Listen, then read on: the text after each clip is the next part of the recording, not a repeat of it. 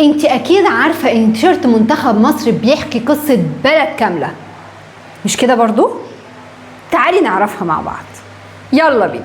ازيك يا جميلة؟ اهلا بيكي في برنامجنا شنطة فاشن رودانيا ستايل مع نهال رشاد.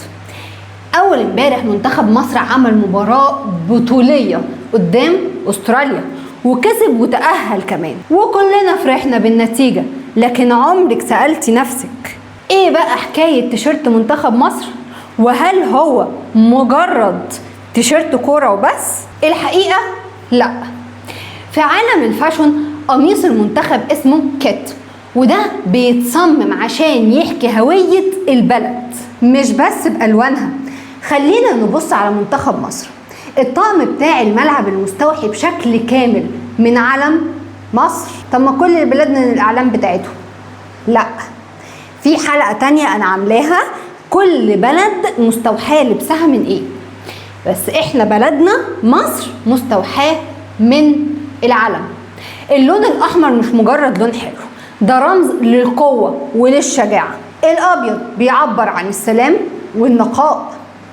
طب والعلم نفسه علم مصر هل ليه علاقة بالفاشن؟ طبعا ليه.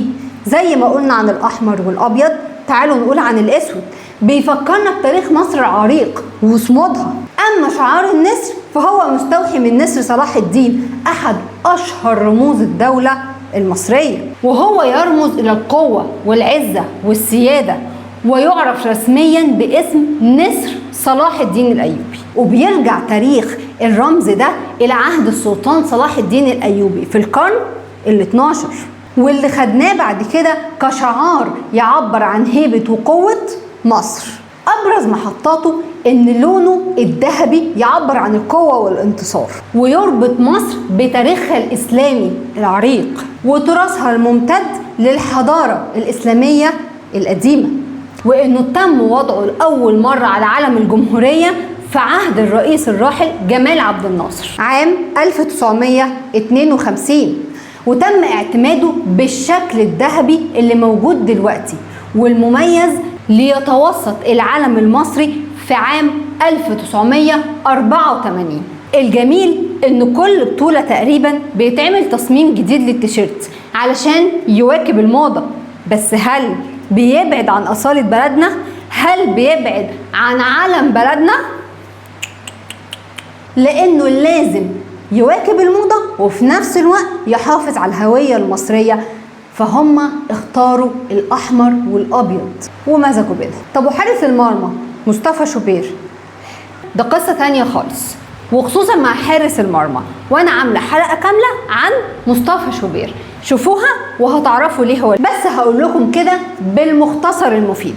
بالمختصر المفيد اللون الأزرق مش له معنى خالص بمنتخب مصر، ولكنه اختيار تنظيمي من الاتحاد الدولي لكرة القدم، وده بقى هكلمكم فيه باستفاضة في حلقة مصطفى شوبير. يعني حتى في كرة القدم الفاشن ليه دور، وده سبب ان قمصان المنتخبات بقت قطعة ازياء ناس كتيرة جدا بتلبسها في الشارع حتى لو مش رايحة الماتش. وبعد فوز مصر على استراليا اكيد شفتي ناس كتيرة لابسة تيشيرتات المنتخب وبفخر، ولسه كمان في الارجنتين، لانه ارتبط بروحهم النفسية مش مجرد قميص او تيشيرت بس بقى ذكرى للانتصار. قوليلي بقى لو هتصممي تيشيرت جديد لمنتخب مصر هتضيفي عليه ايه يخليه يعبر عن مصر اكتر؟ ودي كانت شنطة فاشن رودانيا ستايل في كاس العالم. ما تنسوش تتابعوني على الفيسبوك وعلى الانستجرام @رودانيا ستايل، وكمان زوروا موقعنا www.rodaniastyle.com. رودانيا ستايل لما التراث يلبس مودرن.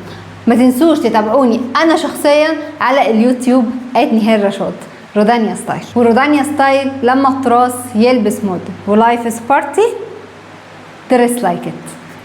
باي. Stop.